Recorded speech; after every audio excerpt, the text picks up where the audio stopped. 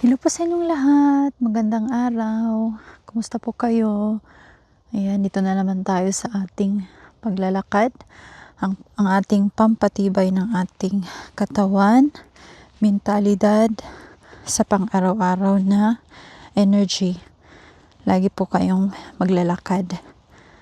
Siyempre, sa ngayong araw na to, may inihanda po ako sa inyo na topic na pag-uusapan natin. At saka wag pala ninyong kalimutang mag-comment kung meron po kayong mga suggestion at mga ideas. So, ang topic po natin for today is yung tungkol sa mga red flag ng mga politiko na dapat ninyong pag-ingatan at saka wag nyong iboto. So, ayan po yung topic natin for today. Kung nga pala, pag nagustuhan ninyo itong topic o video dito sa channel ko, huwag niyo po kalimutang mag-subscribe at mag-like sa aking video. Marami pong salamat. So, yung una-una pong red flag na dapat ninyo pong malaman sa isang politiko, red flag po, ay yung walang malinaw at konkretong plataforma. Ano po ibig sabihin nun? Number 1 is puro pangako na walang detalye kung paano gagawin. Nangangako lang na gagawin nito, itong proyekto na yan, may gagawin ako dyan. Dapat po ay maging questionable po yun. Number 2 is laging gaganda ang buhay. Ayan, yung mga pangako na bibigyan ko kayo ng magandang buhay.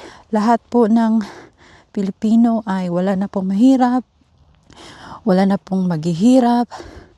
Ayan, pero walang plano, tsaka walang timeline, tsaka madaling magbago ng posisyon depende sa audience. Ayan, nagbabago-bago po yung posisyon. Walang isang salita. Ayan, pag may nalaman siya na ay magandang posisyon pala yung doon sa kabila, yun, pupunta ako doon para para makuha yung audience ng ng kapartido niya. Ayan po yung number 1 na red flag. Number 2 sa red flag is history ng korupsyon o kaso ng katiwalian. Ito yung pinaka-common na red flag, yung may history ng korupsyon. Ayan, paulit-ulit na nangungurap. Ayan, paulit-ulit na nakikita na nangungurap yung isang politiko. Lalo na at nakakulong na, ex-convict na. Ayan. Yan yung pangalawang red flag. 'Di ba? Alam na alam nyo yan, mga kababayan, mga Pilipino. Ang pangalawa na history ng korupsyon. Dapat po ay i-research nyo muna.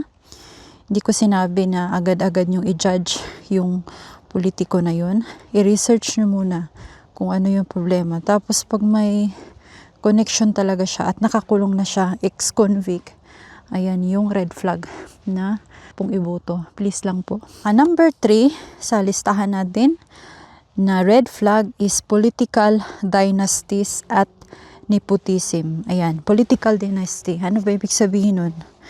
Yung same family na gustong kontrolin ang buong lokal na gobyerno. Puro kamag-anak na ang pinaupo sa posisyon. Nagiging negosyo ang politika, hindi serbisyo. Yung nakikita nyo na mga politiko na paulit-ulit na nakaupo, ayan, yan, red flag po yan. Kasi pwede po nilang kontrolin yung buong estado ng hindi po maganda. Kasi pwede po nilang kontrolin. Dapat po ay pag-isipan nyo po mabuti kung talaga bang iboboto nyo yung same family. Ayan, lalo na at nakikita nyo wala namang walang pagbabago. Okay lang po na pagbigyan nyo sila isang beses, dalawa. Pero pangatlo at wala po silang nagawa na kahit ano pong proyekto o maganda sa inyong syudad. Huwag nyo na pong okay. Pang-apat naman natin sa listahan ay populist tactics na puro pa-viral, walang substance. Ayan, mahangin. Yung puro pa social media na lang, puro pa Facebook, puro pa interview, kahit saan alam na naririnig nyo na viral siya. Hindi din po maganda yun. Yung nagpapakalat ng puro entertainment lang, pa-cute, pa-drama. Ayan, alam na alam nyo yan kung sino. Nagamit yung emosyon para pagtakpan yung kawalan ng kakayahan niya sa gobyerno. Ayan. Wag nyo pong iboto yung ganong mga ugali na mga politika na puro lang, entertainment. Mas inuuna yung social media kaysa sa problema sa mamamayan. At ang panglima na disinformation at troll machinery na binabaluktot din yung history. Ayan, sinasabi niya, hindi po totoo yung sinabi kahit meron namang ebidensya na ginawa niya yun. Din po yun sa red flag. At saka yung number 6 na red flag is anti-democratic behavior. Ano po yun? Ayan, ayaw sa checks and balances. Ayan, gusto kontrolin ang media. Hindi tumatanggap ng criticism. May authoritarian tendencies. Kung nakikita niyo po na isang politiko na ayaw po na ilahad yung kanyang yung politiko na galing sa hirap, hindi naman mayaman, tapos biglang yumaman. Gumawa ng isang news channel para lang po na puro ilahad lang po yung sa kanila, sa side nila. Ayan. Isa din po yung red flag. Number 7, conflict of interest. Yung politiko na may negosyo at nakikinabang sa posisyon. Negosyo niya kasi siya din yung kontraktor, siya din yung gobernador, proyekto na siya din, iisa lang. Gamit ng public office para sa personal na gain. Yung number 8 naman natin na red flag ng isang politiko ay poor track record. Yung puro ribbon cutting, walang long-term na impact. Hindi present sa session, hearing o committee work. Ayan, yung number 8. Kilala nyo ba yung politiko na nakaupo sa gobyerno na matagal na pero walang nagawa? Ayan, yan po yung example. Ano ba ang pinakamatagal na posisyon sa Philippines? President, Vice President, Senators. Ayan, yung mga 6 to 7 years na nakaupo sa politics, sa gobyerno. So, titingnan nyo po kung may nagawa ba yung politiko na gusto nyong iboto. Tsaka tingnan nyo na ilang years ba nakaupo itong senator na to. Tapos wala din namang nagawa. Ayan, yung paulit-ulit na lang na nakaupo sa Senado na puro puro papogi. Number 9 is trapo behavior. Ano po yung trapo behavior?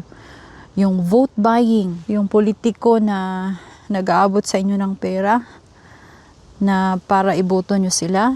Binibigyan kayo ng bigas, mga dilata. Tsaka lalong-lalo, okay naman po na magbigay yung politiko na yun. Pero dapat wala po silang na iboto nyo ako, ganyan. Okay lang po yun na magbigay pero wala pong kapalit. Yan, yung last naman na red flag, na pang-sampung red flag natin sa isang politiko ay opportunistic party switching. Palipat-lipat ng partido, depende kung saan may pondo o power. Walang prinsipyo, puro survival. Kung may makita kayo ng politiko na lipat-lipat ng isang posisyon, palipat-lipat ng isang party, yan, lumipat sa kabila kasi mas maganda ang doon, mas maganda ang bigayan. Ayan, yan po ang ating pang-sampung red flag. So, yun lang po yung 10 red flag ng isang politiko. Mag-research din kayo. Mag-research kayo para malaman ninyo. Ano nyo po yun? Obligasyon nyo po na dapat po ay malaman ninyo para po sa kakabuti ng ating bansa, kakabuti ng ating citizen of the Philippines. Maraming salamat po sa inyong pakikinig at hanggang susunod po ulit.